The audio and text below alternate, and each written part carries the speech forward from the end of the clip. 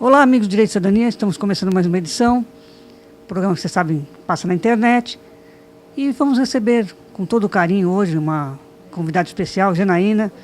Ela veio nos visitar aqui na Baixada.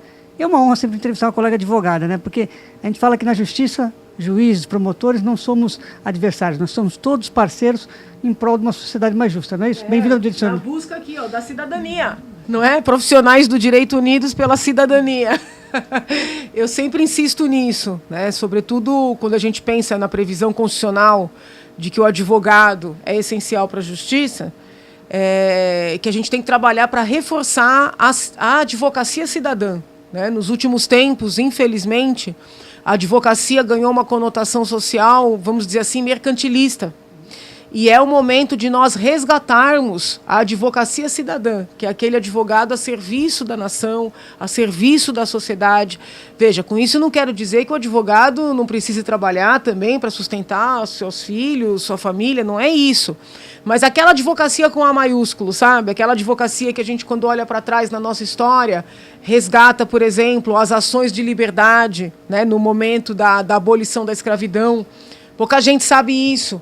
Mas os advogados, no período pré-abolição, tiveram um papel essencial, né, entrando com ações individuais para obter a liberdade de um grupo enorme de escravos, entendeu? Então, acho que esse resgate de cidadania na advocacia ele é uma necessidade contínua e constante, né?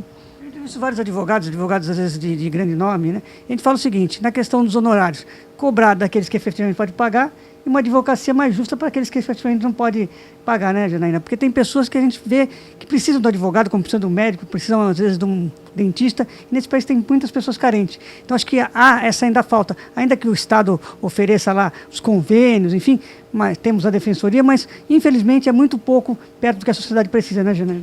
Além desse serviço, né, vamos dizer assim, pro bono, ou de maneira mais acessível para a população mais vulnerável, eu entendo como advocacia cidadã também aquela que é feita para toda a sociedade. Em que sentido? Por exemplo, quando eu pedi o impeachment da presidente Dilma, eu vejo aquela atuação como uma atuação inerente à advocacia cidadã, né?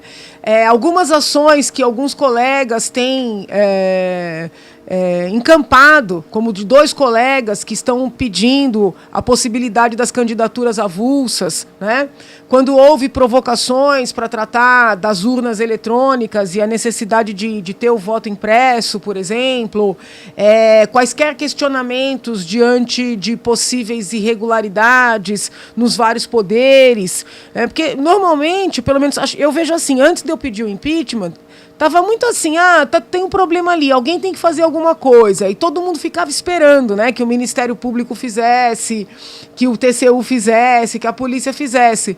E, de repente, aquele pedido de impeachment meio que chamou a atenção, fez a advocacia relembrar que nós temos um papel, entendeu? Nós, advogados, um papel essencial da justiça, né? E, a partir dali, uma série de manifestações advocatícias começaram a surgir, entendeu? Eu acho que isso é importante de ser resgatado. O advogado que tem seu escritório, tem os seus clientes, tem a sua atuação, mas que sabe que ele também tem um papel para com a sua sociedade, sabe? E isso é muito importante. Eu não restringiu nenhuma pauta. E eu queria falar sobre isso. Que bom que você tocou no assunto, então, pelo seguinte, o que a gente verifica hoje, Janaína, é o seguinte. Eu vou dar um exemplo para você. Eu estava, uns anos atrás, esperando num plano de saúde para ser atendido, e as pessoas estavam ali com problema, maltratadas, eu fui reclamar. As pessoas ficaram quietas e falaram, você tem que reclamar também. Uhum. Você não acha que as pessoas hoje têm medo, se retraem um pouco, talvez porque não tem respaldo, às vezes, dos órgãos que precisam realmente dar respaldo?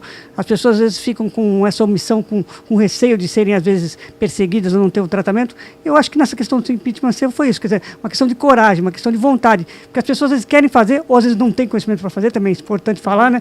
Não adianta também querer fazer uma coisa que a pessoa não tenha conhecimento, mas também, às vezes, as pessoas têm medo de reclamar. Você não acha que tem um pouco isso hoje na sociedade brasileira? Olha, eu acredito que nós estejamos atravessando um processo que eu tenho chamado de processo de depuração, né? E para esse processo de depuração, as pessoas vão precisar ter coragem. Coragem para se posicionarem, coragem para se exporem, né? Então, na época do impeachment, eu me dispus a fazer o trabalho jurídico e fiz. E muitas vezes as pessoas, de maneira assim, disfarçada, vinham falar comigo e diziam: olha, eu concordo com você, eu te apoio. Não, o problema não é a crítica, o problema é o fato daquelas que apoiavam não terem tido coragem sequer de colocar o nome numa lista de apoio. Entendeu? Então, assim, era assim: olha, eu te apoio, você tem razão. Aí eu dizia: bom, então põe um nome aqui, né? Faz um vídeo. Ah, não quero expor meu escritório, não quero expor os meus clientes, não quero expor a minha empresa, não quero expor a minha família. Desculpa, para a gente construir um país tem que se expor um pouco, entendeu? Então, eu vejo um pouco assim o brasileiro, muito embora seja um povo muito bom, mas um povo também que tem um pouco de medo de cara feia, inclusive, sabe? Para você construir um país tem que enfrentar tudo, inclusive as caras feias, que é o menos grave, né?